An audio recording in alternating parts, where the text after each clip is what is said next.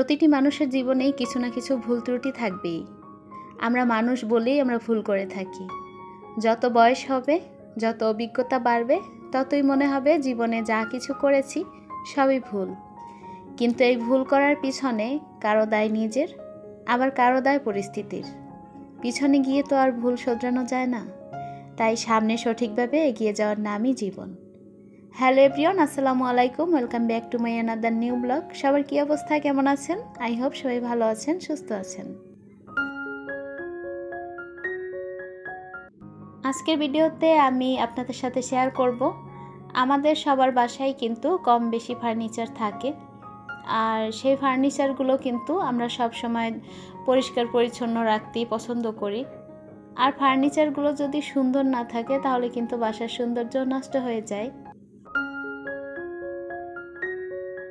অনেক সময় দেখা যায় যে আমরা টাকা পয়সার কারণে, অর্থের কারণে অনেক সময় নিজেদের বাসার ফার্নিচারগুলোকে বার্নিশিং করাই না, বা অনেক কষ্টের কারণে এটা করানোও হয় না। তো সেই ক্ষেত্রে দেখা যায় কি যে আমরা নিজেরা যদি কোনো পদ্ধতি অবলম্বন করি, বাসায় সেই পদ্ধতি অবলম্বন করে নিজেদের ফার্নিচারগুলোকে একটু সুন্দর করে রাখি, তাহলে কিন্তু সেটা খরচ থেকে অনেকটাই মাপ পাওয়া যায় আর কি। তো আজকে আমি আমার ফার্নিচারগুলোকে কিভাবে ঝকঝকে তকতকে রাখি সেটাই আপনাদের সাথে শেয়ার করব। তো সেজন্য আমি এখানে একটা পাতিলে পানি বসিয়ে দিয়েছি, আর তার মধ্যে দিয়ে দিয়েছি চা পাতা।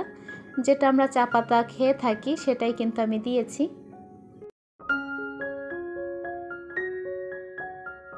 এই চা পাতাটা দেওয়ার পরে কিন্তু অনেক সময় ধরেই ফুটাতে হবে, যাতে এর রঙটা একদম গাঢ় হয়ে যায়। যারা এইমাত্র আমার ভিডিওটি দেখা শুরু করেছেন কিন্তু লাইক দিতে ভুলে গিয়েছেন, প্লিজ লাইক দিয়ে ভিডিওটি কন্টিনিউ করবেন। যারা আমার চ্যানেলে আজকে নতুন ভিজিট করেছেন, ভিডিও দেখতে দেখতে ভিডিওর কোনো অংশ যদি আপনার মন ছুঁয়ে যায়, চাইলে আমার চ্যানেলটি সাবস্ক্রাইব করে আমার পাশেই থাকতে পারেন। যাই হোক, এখানে কিন্তু আমি চা পাতার পানিটা ছেঁকে নিয়েছি। এখন এটাকে কিন্তু ইউজ করার আগে অবশ্যই ঠান্ডা করে নেবেন। তো আমি এখানে ঠান্ডা করে নিয়েছি। এখন আমি এর সাথে অ্যাড করব সরিষার তেল। এই সরিষার তেলটা কিন্তু আপনি এটা ঠান্ডা হওয়ার পরে, চাটা যখন ঠান্ডা হয়ে যাবে তখন কিন্তু আপনি এর সাথে অ্যাড করবেন। আর ফার্নিচারে দেওয়ার সময় কখনোই কিন্তু গরম ইউজ করবেন না, তাহলে কিন্তু বিপরীতে খারাপ কিছু হবে। কারণ দেখা যায় গরম কোনো কিছু ফার্নিচারের সাথে দেয়া কিন্তু ভালো না। এতে দেখা যাবে ফার্নিচারের উল্টো ক্ষতি হয়ে যাবে। আমি এখন এটাকে কিন্তু এই বোতলের মধ্যে ভরে নিয়েছি। এটা দিয়েই আমি স্প্রে করব। আপনারা চাইলে, যে এরকমের বোতল যদি আপনাদের কাছে না থাকে, তাহলে কিন্তু আপনারা চাইলে কোনো বাটিতে নিয়ে তুলো দিয়ে বা কোনো টিস্যু পেপার দিয়েও কিন্তু এটা ইউজ করতে পারেন। এই যে পদ্ধতিটা, এটা কিন্তু আমি অনেক আগে থেকে ইউজ করি, আর আমার ফার্নিচারে আমি অনেকবার অ্যাপ্লাই করেছি। আর এ থেকে কিন্তু আমার ফার্নিচারের কোনো রকমের কোনো ক্ষতি হয়নি। অনেকে হয়তো বা এই ভিডিওটা দেখার পরে বলবে যে এটা কি ধরনের বোকামি, বা এটা কেন এভাবে করে। অনেক সময় কিন্তু অনেক কিছু আমরা নিজেদের বুদ্ধিতে করে থাকি। অনেকের সময় দেখা যায় কি, অনেকের টাকা পয়সা অনেক কিছুই থাকে, আর তারা চাইলেই যখন তখন কিন্তু বার্নিশিংটা করে নিতে পারে। আর যারা আমরা আছি মধ্যবিত্ত, তারা কিন্তু চাইলেই যখন তখন এই কাজগুলো করতে পারি না। একটা ফার্নিচার আপনি বার্নিশিং করার জন্য বাহির থেকে যদি লোক নিয়ে আসেন, তাকে কিন্তু মোটা অঙ্কের একটা অ্যামাউন্ট দিয়ে তারপর কিন্তু কাজটা করাতে হবে। তো সেই দিক থেকে যদি আমরা এভাবে বাসায় হাতে বানিয়ে তারপর কিন্তু বার্নিশিংটা করে নিতে পারি, আর তাতে কিন্তু আমাদের এই ফার্নিচারগুলো অনেক দিন যাবত চকচকে তকতকে থাকবে, আর দেখতেও কিন্তু অনেক সুন্দর লাগবে। অনেকের কাছেই হয়তো মনে হবে যে এটা ইউজ করলে হয়তো বা ফার্নিচার তেল চিটচিটে হবে। একদমই এরকমের হবে না, কারণ আপনি এটা ইউজ করার পরে তখন আপনি ফ্যান ছেড়ে কিছুটা সময় 10 মিনিটের জন্য রেখে দিবেন, তাহলেই কিন্তু আর এরকমের সমস্যা থাকবে না। যখন আপনি এটা অ্যাপ্লাই করবেন তখন দেখা যাবে যে হালকা একটু ভিজে ভিজে ভাব থাকতে পারে, কিন্তু 10 মিনিট পরে আপনি ফ্যানের নিচে রাখলেই কিন্তু এটা একদম শুকিয়ে ঠিক হয়ে যাবে। আপনারা নিজেরা যখন এটা অ্যাপ্লাই করবেন তখন কিন্তু নিজেরাই বুঝতে পারবেন যে এটা কতটা কার্যকরী। আমার বাসার ফার্নিচারগুলো সবসময় আমি এভাবেই যত্ন নিয়ে থাকি। আমার এই যে ডাইনিং টেবিল, এটা কিন্তু 3 থেকে 4 বছর হয়ে গেছে, কিন্তু আমার ফার্নিচারগুলো কিন্তু এখনও আপনার কাছ থেকে দেখলে বুঝবেন যে একদম আগের মতো নতুনের মতনই আছে দেখতে। তো আমি সব সময় দেখা যায় কি যে মাসের মধ্যে কিংবা 15 দিন পর এরকম একবার যদি বার্নিশিংটা নিজের হাতে করে নিই, বা আপনারা চাইলে 1 মাস পর পরও করতে পারেন, তাহলে কিন্তু বাসার ফার্নিচারগুলো একদম চকচকে হয়ে যাবে। এই তো এখানে কিন্তু আমি সবগুলো চেয়ার করিনি, কারণ ওই সাইডের চেয়ারটা করা হয়নি, পরে করে নিব।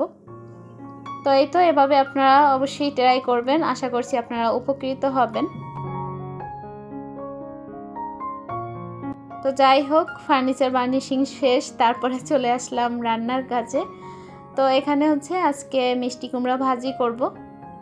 তো মিষ্টি কুমড়াটা একটু অন্যভাবে ভাজি করব, সেই জন্যই আপনাদের সাথে শেয়ার করব। তো সেজন্য আমি কিন্তু এখানে কয়েকটা শুকনো মরিচ দিয়ে দিয়েছি কয়েকটা, আর তার মধ্যে পেঁয়াজ কুচি দিয়েছি।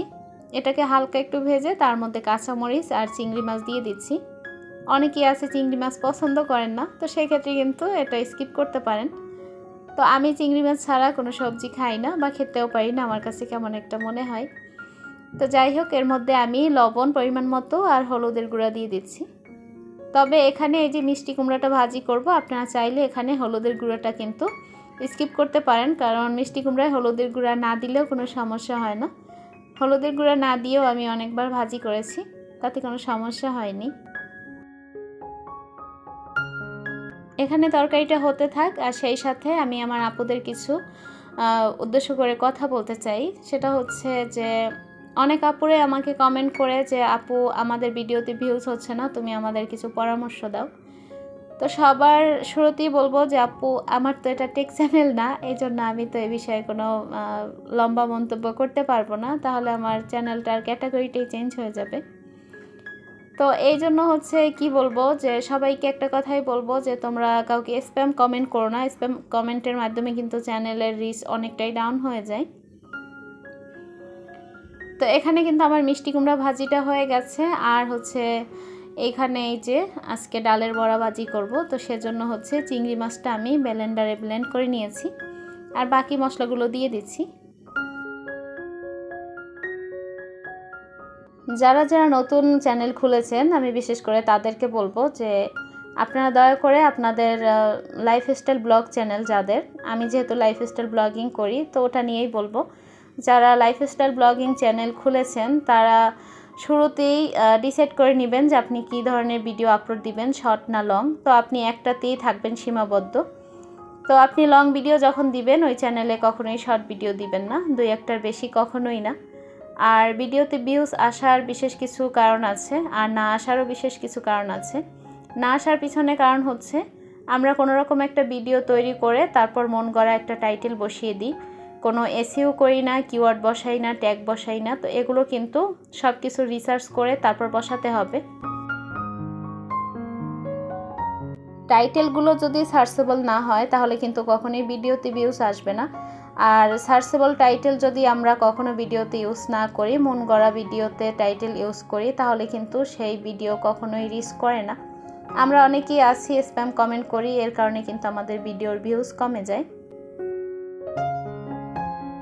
যাই হোক, ওখানে দুপুরে রান্নাবান্না শেষ হয়েছে, আর এখানে হচ্ছে কিছু মুরগির মাংস বিকালবেলা ছেলেদেরকে ফ্রাই করে দিব, এই জন্য এখানে মশলাগুলো মেখে তারপরে ফ্রিজে রেখে দিব।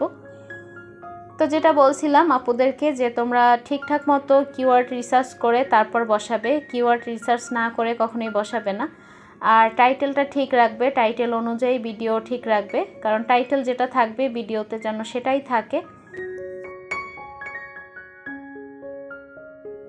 তো এই তো বিকেলবেলা আমি এখানে হচ্ছে নাস্তাটা বানাতে চলে এসেছি। তো এখানে ময়দা নিয়েছি, সেই সাথে তার সাথে অ্যাড করেছি এই যে এখানে আমি কিছুটা বিস্কিটের গুঁড়া ইউজ করছি সাথে, আর তার মধ্যে মরিচের গুঁড়া হালকা করে, আর তার মধ্যে দিয়েছি লবণ।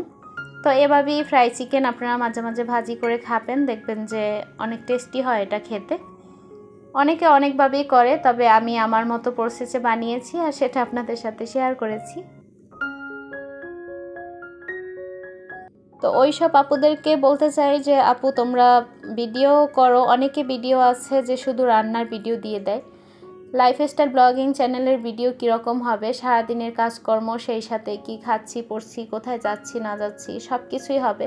কিন্তু অনেকেই দেখি শুধু রান্নার ভিডিওই দিয়ে যাচ্ছে, যে 2-3 ধরনের রান্না করছে সেটাই শুধু দিচ্ছে। এটা কখনোই লাইফস্টাইল ব্লগিং চ্যানেল হতে পারে না।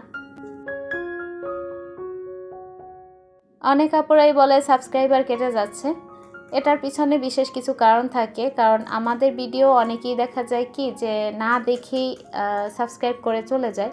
তো ইউটিউব কিন্তু ওটা স্প্যাম কমেন্ট ধরে তারপরে হচ্ছে কিন্তু স্প্যাম সাবস্ক্রাইবার ধরে তারপর কেটে দেয়। অনেকেই আছে ভিডিও 2-1 মিনিট দেখে তারপরে কিন্তু একটা কমেন্ট করে, তো সেই ক্ষেত্রে আমাদের ওয়াচ টাইমও কাটা যায় অনেক। তো এই ধরনের সাবস্ক্রাইবার যারা করে তাদেরও ক্ষতি হচ্ছে, আমাদেরও ক্ষতি হচ্ছে, সেই সাথে কিন্তু আমাদের চ্যানেলও ডাউন হচ্ছে।